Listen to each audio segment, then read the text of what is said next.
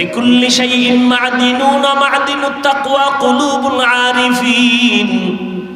প্রত্যেকটা ভালো জিনিসের একটা গোডাউন আছে, তাকওয়া অর্জন করার গোডাউন হলো আল্লাহ ওয়ালা যারা ওলিয়া উলিয়া আহলুল্লাহ উলামায়ে আহলে হক যারা, এদের অন্তর হলো তাকওয়ার গোডাউন।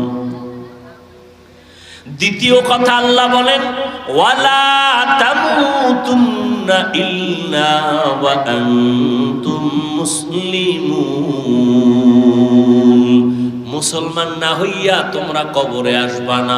কথাটা বেঈমানকে বললে হইতো এই বেঈমানেরা মুসলমান হইয়া মরবি, কিন্তু কথাটা বলছেন মুমিনেরে, ও মুমিনেরা মুসলমান হইয়া কবরে আসো। মুমিন তো মুসলমান, এখানে আমরা সবাই যেমন মুমিন তেমনই তো মুসলমান, কিন্তু আল্লাহ আলাদা করে কেন বললেন ও মুমিন মুসলমান হইয়া কবরে আসো? আসলে মুমিন হওয়া মুসলমান হওয়াটা বড় কঠিন। আল্লাহ পাক রব্বুল আলামিন বলেন আমি চাই তোমাকে বিনা হিসাবে জান্নাত দিব, আর বিনা হিসাবে যদি জান্নাত পেতে হয় মুসলমান হইয়া কবরে আসতে হবে। মুসলমান কাকে বলে? বলে যেই ব্যক্তি বিনয়ের সাথে আল্লাহর আনুগত্য করে তাকে বলে মুসলিম। বহু বচন মুসলমান, আনুগত্য করার নাম হলো ইসলাম। বিনয়ের সাথে আনুগত্য করবে অর্থাৎ ওই বান্দার আমলনামায় কোনো গুনাহ থাকবে না, পবিত্র অন্তর যার থাকবে সে বিনয় হিসেবে জান্নাতি। বলে পবিত্র অন্তর কেমনে তৈরি করবা? তো গুনাহ তো জীবনে হয়ে গেল। আসছিলাম দুনিয়াতে বড় পবিত্র। আল্লাহর নবী বলেন সব সন্তানেরা পবিত্র আত্মা নিয়ে জমিনে আসে। এই সন্তান আস্তে আস্তে গুনার কারণে তার আত্মা অপবিত্র হয়, গুনার কারণে হাত না পাক, গুনার কারণে জবানটা না পাক, গুনার কারণে চোখ না পাক, গুনার কারণে আমার অন্তর না পাক। এই গুনার থেকে বাঁচিয়া বান্দা অন্তরকে পরিশুদ্ধ করো। সামনের জীবনে আরো গুনাহ হতে পারে, সেখান থেকেও বাঁচো। পেছনে যা হইয়াই গেল, এখান থেকে বাঁচার একমাত্র ব্যবস্থা হলো তওবা, ইস্তেগফার। ইস্তেগফার পড়লে আল্লাহর নবী বলেন তার আমলনামায় গুনাহ থাকতে পারে না। ইস্তেগফার ও তওবা করো, সামনের জীবনে যেন কোনো গুনাহ না হয়। সেই ক্ষেত্রে তোমার অন্তরে লাগবে আল্লাহর ভয়, তাকওয়া। তাকওয়া যদি অন্তরে জমা করতে পারো তাহলে তুমি গুনাহ থেকে বাঁচবা। তাকওয়া জমা করার জন্য লাগবে খাঁটি আল্লাহওয়ালাদের নেক নজর। বলে কতক্ষণ? বলে গুনাহ থেকে মুক্ত হতে পারবা না যতক্ষণ।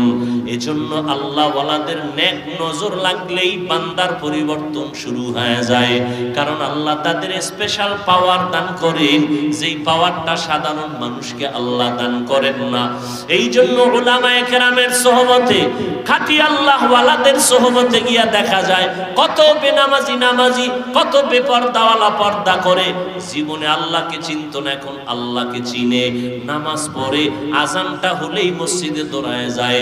আল্লাহর কোরআন তেলাওয়াতের জন্য বান্দা পাগল, নিজেও তেলাওয়াত করে, সন্তানটাকেও তেলাওয়াত করার জন্য প্রচেষ্টা চালায়, নিজেও পর্দা করে, স্ত্রীকেও পর্দায় রাখার জন্য পাগল হয়ে যায়, একমাত্র উলামায়ে আহলে হকের সোহবতের কারণেই।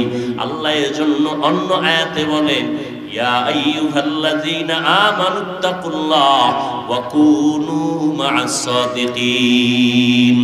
আল্লাহকে ভয় করো, আল্লাহর প্রিয় বান্দা যারা তাদের বন্ধু হয়ে থাকো। এরে নবীর আশিক উম্মতের দল, ও যুবক আজকে তাকায়া দেখো তোমার মতো কত যুবক স্কুলে পড়ে, কলেজে পড়ে, চাকরি করে, ব্যবসা করে, 5 ওয়াক্ত নামাজ পড়ে আছে না নেই? জীবনে মাদ্রাসায় পড়ে নাই, এরপরও নামাজ ছাড়ে না। বিষয়টা কি? কলেজে গিয়ে কি নামাজের প্রশিক্ষণ দিছে? কয় না। স্কুলে কি নামাজের ট্রেনিং হয়? কয় হয় না। তো নামাজ পড়ে কেন? বলে এর সাথে কোরআনওয়ালার সম্পর্ক আছে, উলামায়ে আহলে হকের সম্পর্ক আছে, দাওয়াত ও তাবলীগের সম্পর্ক আছে। এই জন্য ছেলেটা কলেজে পড়িয়াও নামাজ ছাড়ে না, স্কুলে পড়িয়াও নামাজ ছাড়ে না। ও যুবক মনটাকে বুঝাও, ড্রাইভারি করে, রাস্তায় গাড়ি চালায়, যুবক আজান হলে নামাজে দাঁড়ায় যায়। নিজের একটু বুঝাও, তুমি কেন পারবা না? তোমার মতো যুবক সন্তান মাছ ধরে, কৃষি কাজ করে, শ্রমিকের কাজ করে, চাকরি করে, ব্যবসা করে, নামাজ ছাড়ে না, তুমি কেন পারবা না? আল্লাহর কাছে তওবা করো। হতভাগার পক্ষে বুঝি চলে গেলা, এখনো সময় আছে, তওবা করে নাও। পেছনের গুনাহ থেকে ইস্তেগফার পড়ো, আল্লাহকে বলো, হে মালিক, জীবনে তো শয়তানের ধোকায় পড়ে, নফসের ধোকায় গুনাহ করেছি, কত নামাজ ছাড়লাম, কত বেপরদায় চললাম, আজকে থেকে তৈরি হয়ে গেলাম, আর নামাজ ছাড়বো না, বেপরদায় চলবো না। মা বাবার দোয়া নিয়া, ওলামায়ে কেরামের পরামর্শ নিয়া 5 ওয়াক্ত নামাজ পড়বো, আর কোনোদিন দাড়ির মধ্যে অস্ত্র লাগাইব না। আল্লাহর কাছে বান্দা যদি খাঁটি ভাবে বলতে পারে তওবার নিয়তে, আল্লাহর নবী বলেন, বান্দা হাজারো লাখো গুনাহ যদি করে, আল্লাহ মুহূর্তে মাফ করে দিবেন। জানি না কার অন্তর নরম হবে, তওবার দরজায় ফিরে আসবে। যাদের কপাল ভালো, আল্লাহর কাছে যারা খাঁটি মনে তওবার নিয়ত করবে, আল্লাহ দরজা খুলে দিবেন। হেদায়াতের মালিক আল্লাহ। ও আল্লাহর বান্দারা, এখনো যদি অন্তর তৈরি হয়, তাকওয়া অন্তরে ঢুকাইয়া উলামায়ে কেরামের পরামর্শ নিয়ে চলবে, এমন নিয়তটা যদি অন্তরে করা যায়, মনে মনে আল্লাহকে বলেন, হে আল্লাহ, হায়াতের মালিক আপনি, ইজ্জতের মালিক আপনি, রিজিকের মালিক আপনি, আর জীবনে নামাজ ছাড়বো না, বেপরদায় চলবো না, আর দাড়ি কাটবো না। মা বাবার দোয়া নিয়া, ওলামায়ে কেরামের পরামর্শ নিয়া আমরা নামাজ পড়বো, নবীর তরিকায় চলবো।